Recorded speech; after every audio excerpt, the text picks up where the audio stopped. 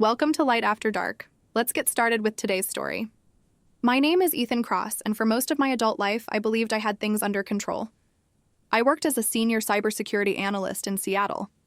The kind of job where you spend your days catching problems early, isolating threats before they spread. I was good at it, calm, steady, always 3 steps ahead. People said I had a gift for noticing small details before anyone else did. At home, I thought I had the same stability. My wife, Vanessa, and I had been together for years, married for just 1. She worked in marketing, handling events and campaigns for a tech company downtown. She was bright, social, fast-talking, always in motion. I used to admire how she could walk into a room and make it feel like a meeting, a party, and a strategy session all at the same time. We lived in a condo. No kids yet, but we had mentioned the idea once in a while, usually when we were calm enough to imagine the future instead of just getting through the week. Our schedules were demanding. I worked long stretches behind screens. She bounced between calls, clients, and events. We had a system. Simple dinners. Late-night shows. Weekends where we tried to reset. Nothing felt broken. Nothing felt out of place. Just busy, just life. If someone had asked me back then, I would have said our marriage was strong. Not perfect, but functional. 2 professionals operating with trust and independence. She needed space to be social. I needed quiet to think. The balance worked. Or so I thought. Looking back, the first signs were already there. A shift in tone. A longer pause before answering a simple question. Her phone always in her hand, always lighting up. Moments that should have caught my attention, but did not. I chalked everything up to stress, deadlines, the usual grind. I did not know that the same instincts that protected entire networks would soon have to protect me. But that part came later. Before everything collapsed, I truly believed Vanessa and I were solid. I truly believed I knew the life I was living. I was wrong. The shift started quietly, the way most failures begin. Small changes, odd timing, a few details that did not line up. If this had been a system at work, I would have flagged it. At home, I brushed it off. Vanessa began coming home later than usual. First, it was once a week, then twice. Then it felt like every other night. Client dinner, she would say while kicking off her heels. Last-minute planning. Team crisis. She always had a reason. None of them sounded strange by themselves. Her job was demanding. I knew that. But her tone changed. Sharper. Guarded. Like every question I asked was an interrogation. One Tuesday evening, I noticed her phone buzzing nonstop while she cooked. She turned the device face down each time it lit up. That was not normal for her. Vanessa loved flashing her screen at me whenever she had a funny meme, a friend's message, or anything she found interesting. New password? I asked casually when I saw her enter a longer code. Security update, she said without looking up. A few nights later, we were supposed to go out for a rare Friday dinner. She canceled an hour before. The venue lost power, she said. Rescheduling everything. I nodded. But later that night, I saw a rideshare receipt in our shared email. It showed a trip across town around the same time she claimed the venue went dark. I asked her the next morning where the venue was. Her answer did not match the route on the receipt. She frowned. Ethan, you are overthinking again. Maybe I was. Around that time, a name appeared briefly on her screen when she flipped it over too quickly. Julian. A message preview. Something familiar enough to make her smile for half a second before she realized I saw it. Who is Julian? I asked. A consultant, she replied instantly. Too instantly. I did not push it. I stored the detail away like a log entry. By then, the cracks were visible. She was defensive, distracted, always somewhere else in her mind. I did not accuse her of anything. I simply watched. And the more I watched, the more I realized something was off. Once I recognized the pattern, I shifted into the mode I used at work. Observe first. Act later. I did not accuse Vanessa. I did not change my behavior. I simply paid attention. I checked the card statements. I was not hunting for trouble. I just needed clarity. On 2 of those late work nights, there were charges at a boutique hotel bar a few miles away. Small amounts, nothing dramatic, but they did not match her story. Then I found something I could not explain away. One night, she said she was stuck at an off-site event until midnight. I had an overnight shift scheduled, so she assumed I would not be home. Out of routine, I checked our building's camera feed, something I did occasionally when packages went missing. At 9:14 p.m., Vanessa entered the lobby with a man behind her. The camera angle caught only his shape, not his face. Tall, business casual, holding his jacket over one arm. He followed her into the elevator. I stared at the screen for a long time. I did not confront her, not yet. Logic mattered more than emotion. I needed clear proof, not guesses. The next clue came by accident. One night, while I pretended to be asleep, she stepped into the hallway and whispered into her phone. I heard one sentence, quiet but clear. "I will meet you soon, Julian." That was enough. The following morning, I told her I had a 2-day work trip coming up. She did not question it. She even offered to drive me to the airport. Instead, I booked a cheap room near our condo. I packed a small bag to make the lie look real. I wanted to see what she did when she thought I was gone. I was not angry. I was not panicked. I was preparing. Vanessa dropped me at the airport curb around 6 a.m. in the evening. She leaned over, kissed my cheek, and said, "Text me when you land." I nodded, rolled my small suitcase toward the doors, and waited until she drove away. Then I walked straight through the terminal, out the other side, and took a cab back to a hotel 2 blocks from our condo. By 9 p.m., I was outside our building. The entrance was fully visible from across the street. I waited with the same patience I used during long system audits. No anger, no rushing. Just focus. At 9:37 p.m., Vanessa walked out.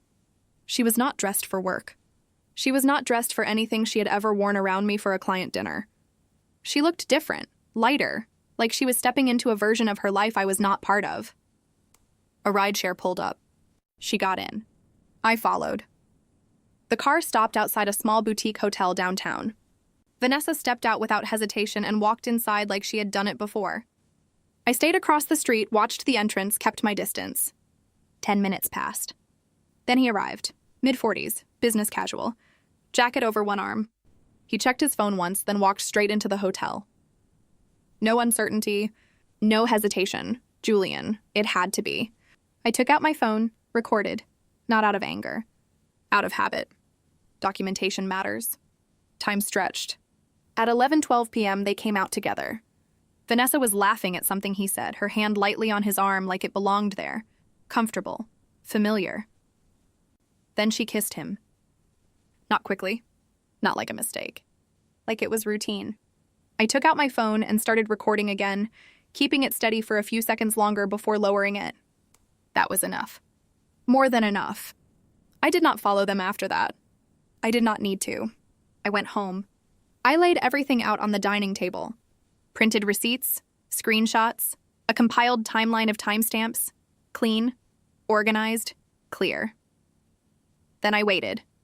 Vanessa walked in just after midnight. She looked surprised to see me, but only for a second. Then her expression shifted. Confusion, then something tighter. "Ethan, I thought your flight... Do you have something to confess?" I asked. She froze. I did not say anything. I just opened my phone, found the video, and turned the screen toward her. It showed her and Julian outside the hotel, standing close, then kissing. And just like that, the truth caught up with her. Vanessa did not answer right away. She stood there like someone waiting for a verdict. Her eyes moved from the screen to my face, then back again. When she finally spoke, her voice barely held together. I made mistakes," she whispered. "That is not a confession," I replied. "Tell me the truth. All of it." She sank into the chair across from me. Her hands trembled as she picked up a hotel receipt. It was not supposed to become anything. It started months ago after a project meeting. Julian and I were talking. He was just easy to talk to. "You talked?" I said. "And then what?"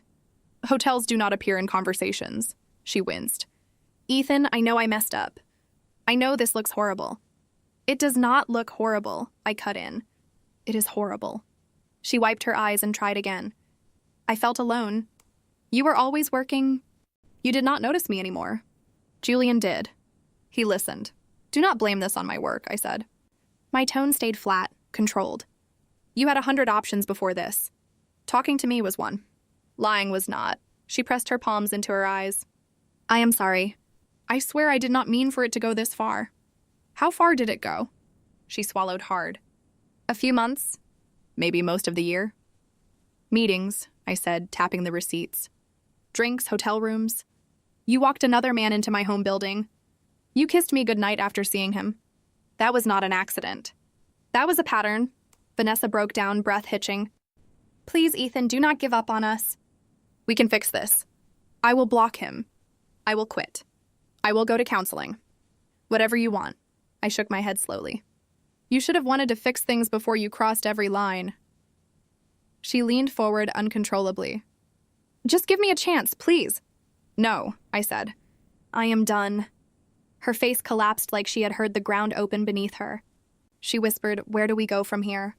You will sleep in the guest room, I said. Tomorrow we will discuss next steps. I gathered the papers into a folder and stood. There was nothing left to argue. I did not raise my voice. I did not curse. I did not ask why she chose him. I already knew the answer did not matter. By morning, Vanessa looked like she had not slept at all. I had, surprisingly. Calm decisions are easier when the denial phase is over. I made coffee, sat at the table, and opened my laptop. We are getting divorced, I said. No anger, no hesitation. Vanessa flinched. Ethan, please, we can try.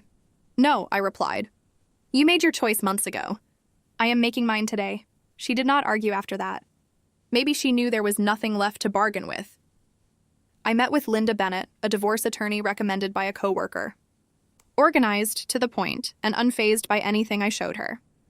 She reviewed the folder quietly, flipping through logs, statements, screenshots, and watching the videos I had taken. You handled this efficiently, she said. You documented misuse of marital funds, hotel charges, rides, all of it. That helps with division. I do not want to destroy her, I said. I just want out. You will get out, she replied. Cleanly. While Linda prepared the paperwork, I searched for Julian Harlow online. There were photos of him smiling beside a woman named Amy Malik, recent engagement pictures. Amy was a nurse at a local clinic based on her profile. I created an email with no emotion in it, just evidence and dates. Amy deserved clarity the same way I did. I sent it and closed my laptop. Amy acted fast. That evening, Julian was removed from her apartment. The next morning, she contacted Vanessa's company, attaching messages she found on Julian's phone. Chat threads mixing business with personal talk, scheduling meetups disguised as client prep. Vanessa's department called her in. She returned home early, face drained. They took me off 2 accounts, she said quietly. Compliance is reviewing everything. I might lose more. I did not respond. It was not my responsibility to comfort her anymore. 2 days later, I handed Vanessa the divorce papers. She cried when she saw the settlement terms, but she did not fight. I kept the condo, investment accounts, and my car. She walked away with a smaller share and 1 vehicle. She moved into a small rental near her office. Friends drifted from her. Co-workers whispered. The walls she built fell faster than she ever expected. I did not celebrate any of it. I did not need to. This was not revenge. This was closure. In the months that followed, the quiet felt unfamiliar at first, then peaceful. I filled my time with structure. Work during the day, long walks in the evenings, weekends spent at a boxing gym near the waterfront. It became routine. Punches, sweat, focus. No room for the past. No space for bitterness. At work, life settled back into rhythm. I handled complex breaches, led 2 major investigations, and somehow found energy I did not realize I had been missing. I was not dragging emotional weight anymore. I also grew closer to Maya Thompson, a coworker who had a similar dry sense of humor. We grabbed lunch occasionally, talked about work, travel, things that did not feel heavy. There was no pressure, no expectations, just simple company. Vanessa stayed quiet after the move. She did not call or send messages. Not for a long time. Then, about 7 months after the divorce paperwork was filed, she emailed. Ethan, I am really sorry for everything. I know I do not deserve your time, but I would like to talk just once. I read it 3 times. Not because I was unsure, because I wanted to respond clearly. We met at a cafe near her office. She looked thinner, tired, and older than the last time I had seen her. The fallout had changed her. I did not feel anger or satisfaction, just distance. I know you do not owe me anything, she said softly. I wanted to apologize properly. I let her talk. She admitted the affair cost her friendships, work respect, and most of her confidence. She said Julian tried to apologize to her, then blamed her, then disappeared. When she finished, she asked, "Do you hate me?" "No," I said. "I just do not trust you. And trust is the only thing marriage runs on." She nodded. Tears forming again, but said nothing. We ended the conversation politely. No plans to keep in touch? No second chances. As I walked away, it hit me how light I felt. Some endings do not hurt. They just close. A year passed before I realized how far I had come. The condo looked different now. My routines were steady. Morning workouts. Clear-headed workdays. Dinners that did not feel rushed. Life was not loud or dramatic. It was stable. Vanessa rarely crossed my mind anymore. When she did, it felt like remembering a job I once left. Something that shaped me but no longer defined anything. She had moved on too, from what I heard.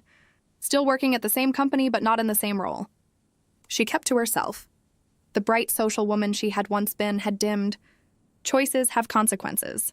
She learned that harder than I ever needed her to. What mattered was that I was not angry. I was not replaying old arguments or imagining different outcomes.